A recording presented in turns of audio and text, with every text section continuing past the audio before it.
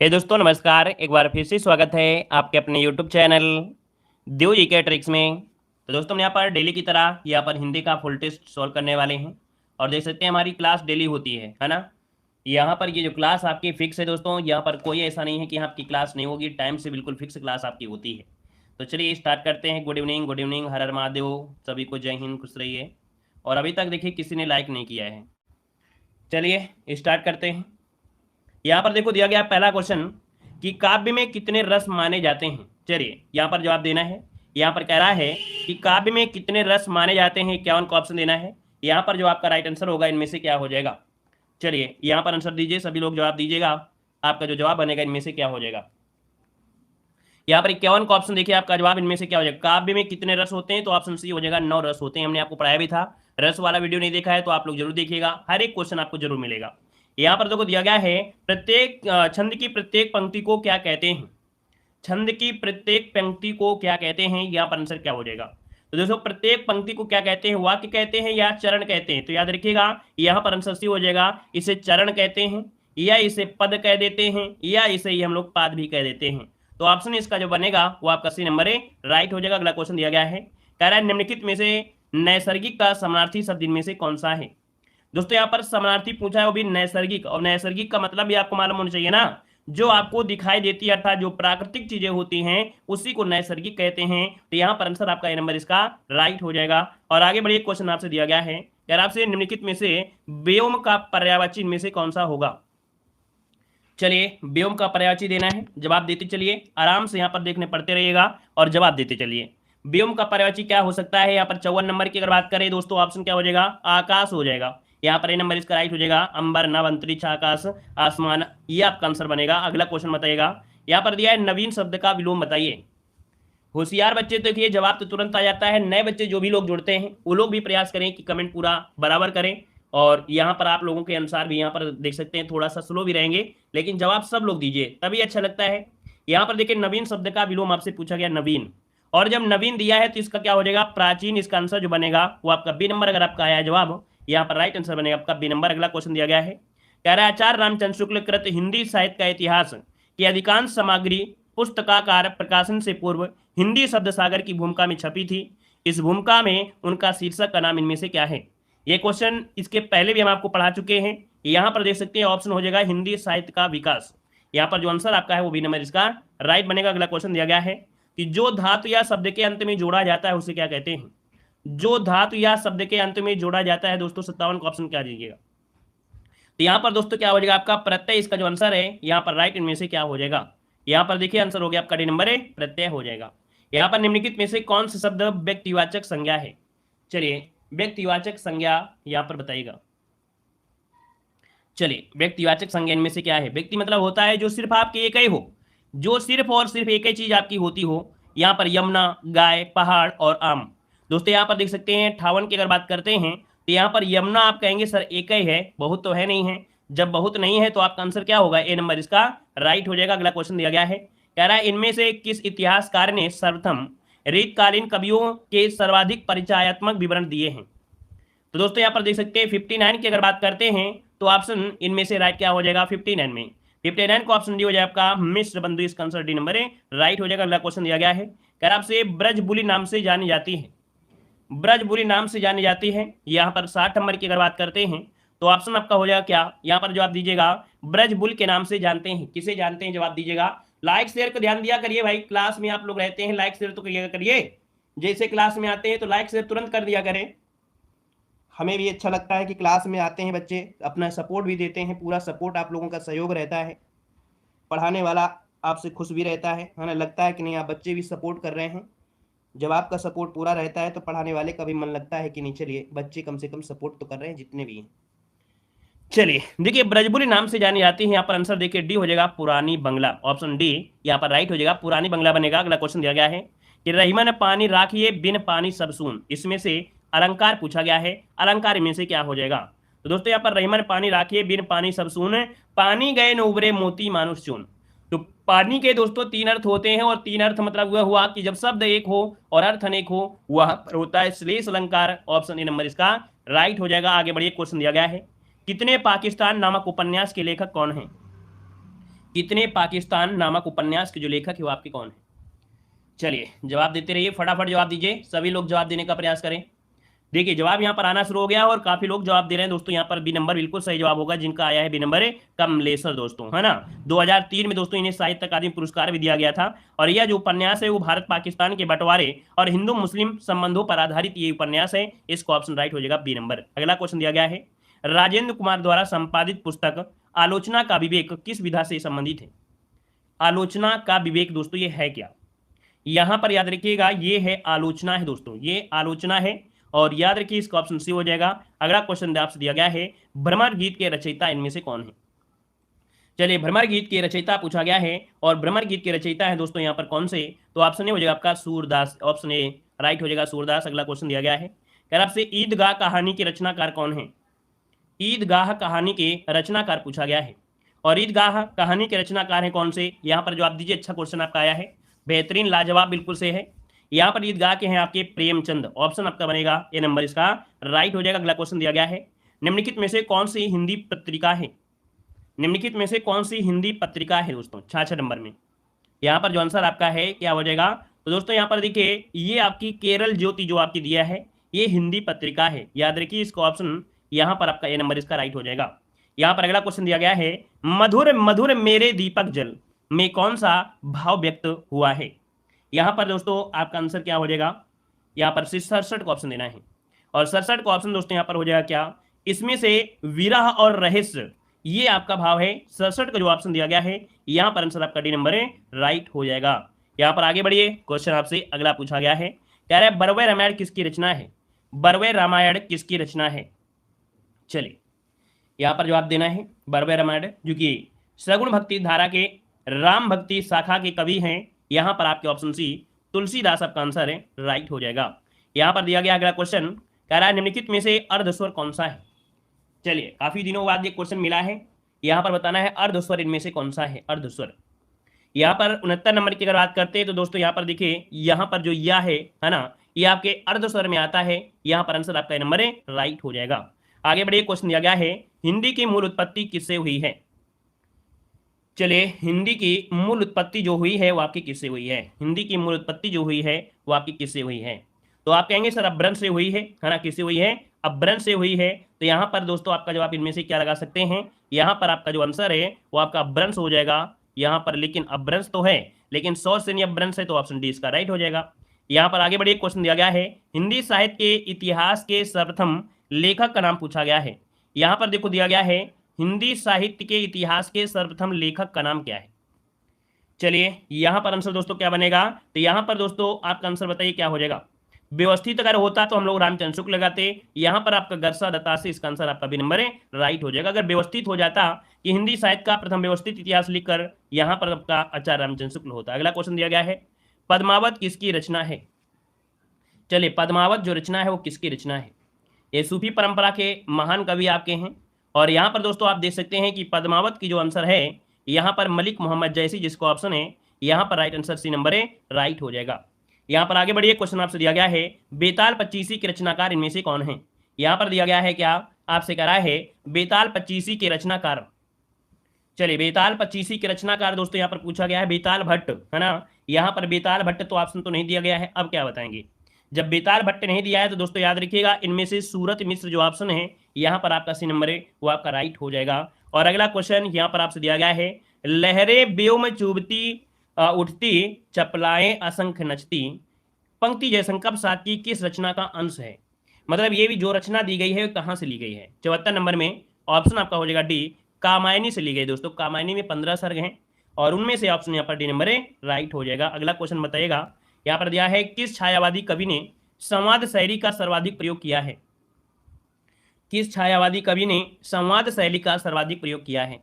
अब ये क्वेश्चन थोड़ा सा नया टाइप का हो सकता है, तो नोट करिएगा, इसका आंसर आपका ये नंबर हो जाएगा जयशंकर प्रसाद।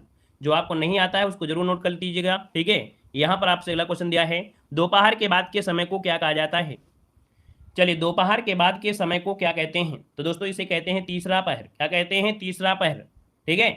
दोपहर के बाद का जो समय होता है उसे तीसरा पहर कहते हैं और इस तीसरे पहर को बोलते हैं अपराहन। क्या बोलते हैं? अपराहन। इसका ऑप्शन बी वाला राइट हो जाएगा दोस्तों, ठीक है ना। कहते ना गिलहरी तीसरे पैर वो लेती है धूप, दिया अपराह्न, इसका ऑप्शन बी बनेगा। यहाँ पर दिया गया है, कह रहा बुंदेले हर बोलो के मुख हमने सुनी कहानी थी, खूब लड़ी मर्दानी हुआ तो झांसी वाली रानी थी। ये पंक्तियों के रचयिता आपसे पूछा गया है। यहाँ पर जो आंसर बनेगा राइट इनमें से क्या हो जाएगा? 77 को ऑप्शन दोस्तों यहाँ पर दे सकते हैं, सुभद्रा कुमारी चौहान के द्वारा ये पंक्ति आपकी है। आपका जो आंसर है ऑप्शन नंबर इसका राइट हो जाएगा। और झांसी की रानी कविता में ये कहा गया है। अगला क्वेश्चन दिया गया है, यहाँ पर दिया है नील गाय में कौन सा समास है? नील गाय में समास पूछा गया है। सिंपल सी बात है, नीला शब्द दिया गया है, यहाँ पर विशेष दिया गया है। विशेषण और विशेष जहाँ पर होता है वहां पर आपका कर्मधारय समास होता है। ऑप्शन आपका सी नंबर इसका राइट हो जाएगा। अगला क्वेश्चन दिया गया है, कह रहा है हिंदी भाषा में कितने वचन होते हैं? चलिए, हिंदी भाषा में वचन जो होते हैं कितने होते हैं? तो सिंपल सी बात है दोस्तों, यहाँ पर 2 होते हैं, एक वचन होगा और बहुवचन होगा। यहाँ पर अगला क्वेश्चन दिया गया है, विनय पत्रिका के रचयिता का नाम इनमें से क्या है? चलिए बताइएगा, विनय पत्रिका के रचयिता का नाम पूछा गया है और यहाँ पर देखिए जवाब देना है। जवाब की अगर बात करते हैं तो दोस्तों ऑप्शन यहाँ पर बी हो जाएगा तुलसीदास। क्या बनेगा? तुलसीदास इसका आंसर है, राइट हो जाएगा। अगला क्वेश्चन दिया गया है, संदेश रासक के रचयिता इनमें से कौन है? संदेश रासक के रचयिता इनमें से कौन से हैं? 81 का ऑप्शन देना है। और 81 की अगर बात करते हैं दोस्तों, अब्दुल रहमान इसका आंसर जो आपका है यहाँ पर डी नंबर इसका राइट हो जाएगा। और आगे बढ़िए, क्वेश्चन आपसे अगला पूछा गया है, कह रहा है साखी के रचयिता हैं, साखी के रचयिता। 82 की अगर बात करते हैं दोस्तों, 82 नंबर में तो ऑप्शन यहाँ पर हो जाएगा क्या? यहाँ पर साखी के रचयिता हैं आपके कबीरदास हैं, कबीरदास। ठीक है ना, यहाँ पर राखी की चुनौती होता तो फिर दूसरा होता। यहाँ पर आंसर आपका डी है। अगला क्वेश्चन दिया गया है, लोग ही लाग कवित्व बनावत मुहि तो मेरे कवित्व बनावत, प्रयुक्त पंक्तियां के रचयिता इनमें से कौन है? चलिए, इन पंक्तियों के रचयिता पूछा गया है और इन पंक्तियों के रचयिता इनमें से कौन से हैं? नोट करिएगा, ऑप्शन यहाँ पर सी हो जाएगा, घनानंद है। कौन है? घनानंद इसका आंसर राइट हो जाएगा, जो कि आपके रीत काल के महान कवियों में इनका स्थान आता है। अगला क्वेश्चन दिया गया है, बैर क्रोध का अचार या मुरब्बा है, यह कथन किसका है? बैर क्रोध का अचार या मुरब्बा है, यह कथन जो है समझाया है, किसने समझाया है? तो यहाँ पर आंसर आपका हो जाएगा रामचंद्र शुक्ल। क्या हो जाएगा? ये पंक्ति जो आपकी है वो रामचंद्र शुक्ल की है, ऑप्शन सी बनेगा। अगला क्वेश्चन दिया गया है, रहीम द्वारा लिखित इन पंक्तियों में बड़े शब्दों का प्रयोग जिस रूप में हुआ है वह बड़े बड़ाई ना करें, बड़े ना बोले बोल, रहमन हीरा कब कहें, लाख टका मेरो मोल। तो दोस्तों यहाँ पर आपसे क्वेश्चन पूछा गया है, क्या इनमें से क्या पूछा गया है ये समझिए पहले, है ना। क्वेश्चन में पूछा गया है कुछ और समझने की बात है। क्या कहा है? रहीम द्वारा लिखित इन पंक्तियों में बड़े, अच्छा, बड़े शब्द का प्रयोग जिस रूप में हुआ है, तो ये बताइएगा कि जो बड़े शब्द का है ये क्या विशेषण का कार्य कर रहा है, संज्ञा का कार्य कर रहा है, सर्वनाम का कर रहा है, या क्रिया विशेषण कर रहा है? तो दोस्तों यहाँ पर बड़े शब्द देखो यहीं से लगा है, बड़े यहाँ पे लगा है। अब आप बताइएगा यहाँ पर आंसर में से क्या लगाएंगे? तो दोस्तों यहाँ पर आंसर आपका हो जाएगा, ये शब्द आपका यहाँ से होगा, यहाँ पर आंसर बी, ये संज्ञा का कार्य करेगा। यहाँ पर ऑप्शन आपका बी राइट हो जाएगा। अगला क्वेश्चन दिया गया है, कह रहा है कबीरदास की भाषा इनमें से क्या थी? चलिए 86 को ऑप्शन देना है और पूछा गया है कबीरदास की भाषा। यहाँ पर आपका जवाब हो जाएगा सदुक्कड़ी। क्या हो जाएगा? सदुक्कड़ी एवं पंचमेल खिचड़ी इनकी भाषा है, तो ऑप्शन सी नंबर इसका राइट हो जाएगा। अगला क्वेश्चन यहाँ पर आपसे पूछा गया है, जन्मे जय का नाग यज्ञ किसकी कृति है? जन्मे जय का नाग यज्ञ किसकी कृति है? यहाँ पर 87 नंबर ऑप्शन देना है, 87 नंबर। दोस्तों 87 को ऑप्शन यहाँ पर हो जाएगा जय शंकर प्रसाद का नाटक है ना। यहाँ पर आंसर जो आपका दिया है वो आपका बी नंबर इसका राइट हो जाएगा। अगला क्वेश्चन बताइएगा, श्रद्धा किस कृति की नायिका है? चलिए बताइएगा, श्रद्धा किस कृति की नायिका है? यहाँ पर 88 नंबर का ऑप्शन देना है और 88 के ऑप्शन में से क्या हो जाएगा? तो जवाब हो जाएगा आपका कामायनी, ऑप्शन नंबर इसका राइट हो जाएगा। और अगला क्वेश्चन यहाँ पर दिया है, हिंदी नाटकों के मंचन में यक्षगान का प्रयोग किसने किया है? हिंदी नाटकों के मंचन में यक्षगान का जो प्रयोग किया है वो किसने किया है? 89 को ऑप्शन देना है। तो दोस्तों यहाँ पर याद रखिए, इनका नाम है गिरीश कर्नाड। क्या नाम है? गिरीश कर्नाड, इसका आंसर आपका ये बनेगा। और अगला क्वेश्चन दिया गया है, आचार्य रामचंद्र शुक्ल के निबंध संग्रह का नाम क्या है? 90 को ऑप्शन दीजिएगा, 90 को ऑप्शन में से क्या हो जाएगा?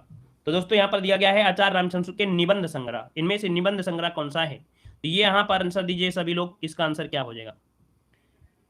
चलिए, आचार्य रामचंद्र शुक्ल के निबंध संग्रह का नाम पूछा गया है और इसका आंसर ना है चिंतामणि। क्या नाम है? चिंतामणि, इसका आंसर आपका राइट हो जाएगा, चिंतामणि बन जाएगा ए नंबर। ठीक है, चलिए आगे बढ़िए, क्वेश्चन आपसे अगला पूछा गया है। यहाँ पर दिया है, प्रभु जी तुम चंदन हम पानी, ये किसकी पंक्ति है? प्रभु जी तुम चंदन हम पानी एक पंक्ति है आपकी, किसकी है? यहाँ पर ऑप्शन दीजिएगा और देखिए जवाब भी यहाँ पर कुछ लोग दे रहे हैं, क्योंकि ये पंक्ति आपने बहुत बार पढ़ा होगा, है ना। 91 का ऑप्शन बी वाला हो जाएगा। याद रखिएगा रैदास जिसका ऑप्शन आया है बिल्कुल राइट हो जाएगा, रैदास हो जाएगा। ठीक है, चलिए यहां पर देखो दिया गया है कि एक भारतीय आत्मा नाम से कविता की रचना किसने किया था। क्लास में लड़ाई वड़ाई मत किया करो यार, आप लोग लड़ाई बहुत करते हो। एक भारतीय आत्मा नाम से कविता की रचना किसने की है। यहां पर देखिए आपका आंसर हो जाएगा आपका Makhanlal Chaturvedi, option C number इसका राइट हो जाएगा। और इनको भारतीय आत्मा उपनाम से जाना जाता है। यहां पर दिया गया है अज्ञे की कौन सी रचना यात्रा पर आधारित है। चलिए यज्ञ की जो रचना है वो बताइएगा कि किस यात्रा पर आधारित है। अज्ञे की कौन सी रचना यात्रा पर आधारित है। 93 का ऑप्शन यहाँ पर क्या हो जाएगा, तो देखिए यहाँ पर नंबर एक बूंद सहसा उछली, एक बूंद सहसा उछली ऑप्शन बनेगा आपका यहाँ पर नंबर यज्ञ की यहाँ पर यात्रा पर आधारित आपकी रचना है। अगला क्वेश्चन दिया गया है इनमें से कौन भरत मुनि के रस सूत्र का व्याख्याकार है। रस सूत्र जो भरत मुनि दिया है उसका व्याख्याकार जो आपके हैं ये आपके हैं कौन, भट्ट लोलक। कौन है, भट्ट लोलक हो जाएगा। इनका रस सूत्र है विभाव अनुभाव संचारी भाव संयोग अदृश्य निष्पत्ति, मतलब विभाव अनुभाव और व्यभिचारी भावों के संयोग से ही रस की निष्पत्ति होती है, ये इन्होंने कहा था। आगे बढ़िए, क्वेश्चन आपसे दिया गया है रहीमन पानी राखिए बिन पानी सब सून, इसमें अलंकार कौन सा है। अभी अभी आपने अलंकार पूछा था दोस्तों, यहां पर याद रखिए श्लेष अलंकार इसका जो आंसर है यहां पर राइट हो जाएगा, श्लेष अलंकार। यहां पर आगे बढ़िए, क्वेश्चन दिया गया है कस्तूरी कुंडल बसे में किसकी आत्मकथा है। कस्तूरी कुंडल बसे निम्नलिखित में से किसकी आत्मकथा है। 96 का ऑप्शन देना है। और यहाँ पर याद रखिए मैत्री पुष्पा जो ऑप्शन दिया गया है यहाँ पर बी नंबर इसका राइट हो जाएगा। और यहाँ पर आगे बढ़िए, क्वेश्चन दिया गया है आधा तीतर आधा बटेर, इसका अर्थ इनमें से क्या है। दोस्तों आधा तीतर आधा बटेर मतलब होता है बेमेल तथा बेढंगा होना, बेमेल तथा बेढंगा होना, ऑप्शन डी राइट हो जाएगा। अगला क्वेश्चन बताएगा प्रत्युत्पन्नमति शब्द में कौन सा उपसर्ग दिया गया है। चलिए यहां पर अगर इसे तोड़ते हैं दोस्तों उपसर्ग के रूप में, तो सबसे पहले प्रति निकल कर आएगा, फिर उत्पन्न, फिर मति। यहां पर आंसर आपका नंबर है राइट हो जाएगा। आगे बढ़िए, क्वेश्चन दिया गया है कठिन काव्य का प्रेत किस कवि को कहा जाता है। कठिन काव्य का प्रेत किस कवि को कहा जाता है। वेरी वेरी एमपी क्वेश्चन आपका है। यहाँ पर 99 की अगर बात करते हैं दोस्तों, यहाँ पर केशव दास जो ऑप्शन है बी नंबर है, जिसका भी आ रहा है ऑप्शन बिल्कुल हो जाएगा। और ये शब्द जो कहा है वो रामचंद्र शुक्ल ने केशव दास को कठिन काव्य का प्रेत कहा है। इस क्वेश्चन को भी याद रखिएगा कि ये शब्द जो कहा है वो रामचंद्र शुक्ल ने कहा है। अगला क्वेश्चन दिया गया है, कह रहा है दुख ही जीवन की कथा रही, क्या कहूं आज जो नहीं कही, इन पंक्तियों के रचयिता इनमें से कौन से हैं। 100 की अगर बात करते हैं दोस्तों, तो यहाँ पर ऑप्शन सी सूर्यकांत त्रिपाठी ने इसका आंसर है राइट हो जाएगा। क्लियर है। आगे बढ़िए, क्वेश्चन आपसे दिया गया है, कह रहा आपसे ज्ञानपीठ पुरस्कार पाने वाले हिंदी के प्रथम साहित्यकार कौन है। चलिए साथियों यहाँ पर जवाब देना है। 24 नंबर में ऑप्शन कह रहा है ज्ञानपीठ पुरस्कार पाने वाले हिंदी के प्रथम साहित्यकार कौन है। दोस्तों ये थी आपकी कौन, सुमित्रन पंत, ऑप्शन आपका नंबर है राइट हो जाएगा। अगला क्वेश्चन बताएगा विनय पत्रिका के रचयिता का नाम बताना है। चलिए बताइएगा, जवाब बिल्कुल फटाफट आना चाहिए। बिल्कुल इजी क्वेश्चन आपके हैं, बेहतरीन क्वेश्चन है और बीएड जैसे एग्जाम में बहुत बार पूछे भी गए हैं। यहाँ पर विनय पत्रिका के रचयिता यहाँ पर ऑप्शन सी तुलसीदास इसका आंसर राइट हो जाएगा। अगला क्वेश्चन यहाँ पर दिया गया है मानस का हंस के लेखक का नाम क्या है। मानस का हंस इसके लेखक इनमें से कौन है। चलिए 26 नंबर है। यहाँ पर 26 की अगर बात करते हैं दोस्तों, इनमें से ऑप्शन क्या हो जाएगा, तो ये है आपकी प्रेमचंद, क्या हो जाएंगे, सॉरी माफ करिए, ऑप्शन डी वाला अमृतलाल नागर। 26 का ऑप्शन क्या बनेगा, डी नंबर अमृतलाल नागर इसका आंसर है राइट हो जाएगा। अगला क्वेश्चन दिया गया है तरफ से कलम का सिपाही किसने लिखी है। चलिए बताइएगा कलम का सिपाही जो लिखा है वो किसने लिखा है, यहाँ पर आंसर क्या हो जाएगा। चलिए यहाँ पर देखिए 27 नंबर में, और 27 का ऑप्शन बी हो जाएगा अमृत राय, क्या हो जाएगा, अमृत राय इसका आंसर है राइट हो जाएगा। और अगला क्वेश्चन यहाँ पर दिया गया है, कह रहा है रक्षाबंधन नाटक के रचयिता कौन है। रक्षाबंधन नाटक के रचयिता इनमें से कौन बनेंगे, यहाँ पर 28 नंबर दीजिएगा। और दोस्तों यहाँ पर देख सकते हैं यहाँ पर कौन सा आंसर बनेगा, चलिए जवाब दीजिए, रक्षाबंधन नाटक के रचयिता इनमें से कौन है। चलिए हरि कृष्ण प्रेमी, यहाँ पर आंसर जो आपका दिया है वो बी हो जाएगा, रक्षाबंधन के आपके हरि कृष्ण प्रेमी, ऑप्शन बी बनेगा। अगला दिया गया है हिंदी का पहला पत्र इनमें से कौन सा है। हिंदी का पहला पत्र पूछा गया है दोस्तों, और यहाँ पर दोस्तों देख सकते हैं उदंत मार्तन जो ऑप्शन दिया गया है यहाँ पर नंबर इसका राइट हो जाएगा। और इसको आपने एक बार नहीं बहुत बार पढ़ा होगा, ठीक है ना। यहाँ पर अगले क्वेश्चन को और आते हैं। क्वेश्चन आपसे अगला पूछा गया है अति सुधो स्नेह को मारा है, किसकी पंक्ति है। अति सुधो स्नेह को मार्ग है, यह किसकी पंक्ति है? 30 की अगर बात करते हैं दोस्तों तो ऑप्शन में से क्या बनेगा? 30 नंबर का ऑप्शन यहां पर आपका डी हो जाएगा, घनानंद। क्या हो जाएगा? घनानंद है दोस्तों, यहां पर आंसर आपका डी हो जाएगा। अगला क्वेश्चन दिया गया है, कह रहा है निम्नलिखित में से कौन सा हिंदी साहित्य का काल विभाजन नहीं है? हिंदी साहित्य का काल विभाजक नहीं है दोस्तों 31 नंबर में, और यहां पर जो आपका आंसर है वो आपका डी हो जाएगा, संयुक्त काल। क्या हो जाएगा? संयुक्त काल दोस्तों ये नहीं है। आधुनिक काल है, भक्ति काल है, रीत काल है ना। यहाँ पर दोस्तों संयुक्त काल होता है क्या? नहीं होता है। यहाँ पर आगे बढ़िए, क्वेश्चन आपसे दिया गया है, सूरदास के गुरु कौन थे? सूरदास के गुरु पूछा गया है, तो यहाँ पर सूरदास के गुरु हैं वल्लभाचार्य। कौन है? 32 को ऑप्शन बनेगा, यहाँ पर आपका सी वल्लभाचार्य हो जाएगा। अगला क्वेश्चन आपसे दिया गया है, आधा गांव उपन्यास के लेखक कौन है?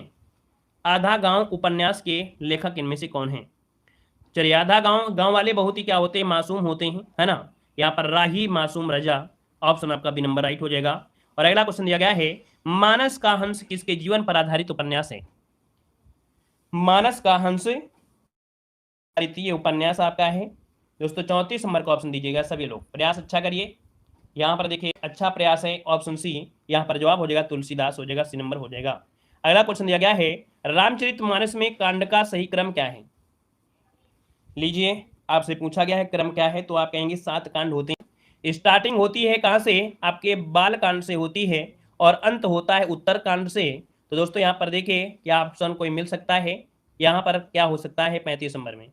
दोस्तों ऑप्शन यहाँ पर देखिए, बाल कांड से स्टार्ट है, बाल कांड के बाद अयोध्या कांड होता है, अयोध्या कांड के बाद आता है अरण्य कांड आता है, फिर अरण्य कांड के बाद आता है किष्किंधा कांड आता है, किष्किंधा कांड के बाद फिर सुंदर कांड आता है, फिर इसके बाद लंका कांड आता है, लंका कांड को युद्ध कांड भी कहते हैं, और लास्ट में आता है आपका उत्तर कांड, है ना। तो दोस्तों याद रखिएगा, छंदों की संख्या के अनुसार बालकांड और किष्किंधा कांड सबसे बड़े और छोटे हैं। मतलब बालकांड जो आपका दिया है उनके छंदों के अनुसार बालकांड सबसे बड़ा है और किष्किंधा कांड सबसे छोटा है। बस ढेर सारे क्वेश्चन में इतने क्वेश्चन आपके पूछे जाते हैं। यहां पर दिया गया है कि पराधीन सपने सुख नाही किस रचनाकार की पंक्ति है? दोस्तों 36 नंबर अगर पूछा गया है तो ऑप्शन में से क्या हो जाएगा? यहां पर आंसर आपका तुलसीदास, यहाँ पे जवाब इसका आंसर है राइट हो जाएगा। अगला क्वेश्चन दिया गया है कि किस कवि को कवियों का कवि कहा जाता है? किस कवि को कवियों का कवि कहा जाता है? यहां पर जवाब क्या हो जाएगा? सबका जवाब आना चाहिए। चलिए, कवियों का कवि शमशेर बहादुर सिंह, बिल्कुल सही जवाब है। आप सभी लोग बहादुर हैं, यहां पर आंसर बी इसका राइट हो जाएगा। अगला क्वेश्चन दिया गया है, दशरथ सुत तिहुँ लोक बखाना राम नाम का मरम है आना, 21 कवि की रचना की पंक्तियां हैं। चलिए 38 नंबर देना है, और 38 को ऑप्शन में से क्या हो जाएगा? तो दोस्तों यहाँ पर जवाब इनमें से क्या हो जाएगा? चलिए 38 नंबर यहाँ पर तुलसीदास हो जाएगा या कबीरदास हो जाएगा? फटाफट जवाब दीजिए भाई। यहाँ पर आपसे कह रहा है दशरथ सुत तिहुँ लोक बखाना राम नाम का मरम है आना, 21 कवि की पंक्तियां हैं। और 38 वाले ऑप्शन को हम नहीं जवाब देंगे, आप लोग भी जवाब देंगे भाई, है ना। यहाँ पर इसका जवाब आप लोग देंगे, हम तो बहुत बार जवाब दे चुके हैं। यहाँ पर आंसर इसका जो राज बनेगा उनमें से क्या होगा? सभी लोग जवाब दीजिएगा। चलिए सभी के जवाब देख ले रहे हैं। Kabirdas, very good. यहाँ पर आंसर जो 38 नंबर है वो आपका बी नंबर इसका राइट हो जाएगा, कबीरदास है, ठीक है ना। यहाँ पर दिया गया है क्या? दोहा कोश के रचयिता इनमें से कौन है? यहाँ पर देखो दिया गया है दोहा कोश के रचयिता कौन है। चलिए, दोहा कोश के रचयिता है आपके ये सिद्ध सरायपा जिन्हें बोलते हैं, ऑप्शन सी यहाँ पर राइट हो जाएगा। तो दोस्तों इस प्रकार से ये कथा जो आपकी रही है वो आपकी कंप्लीट होती है। डेली क्लास आपकी होती है, डेली ज्वाइन हुई है, टाइम से ज्वाइन हुआ करिए, क्योंकि स्टार्टिंग में बता दिया है 8:50 से क्लास आपकी होती है, जानदार क्लास होती है। 50 में से 45 को गारंटी है कि आपको हमारे मॉडल पेपर से आपको देखने को। चलिए धन्यवाद, अगली क्लास में आइए, अगली क्लास को धुआं करें जीके में, ठीक है। चलिए लाइक शेयर थोड़ा सा ज़्यादा करिएगा और अगली क्लास में आइए जल्दी से।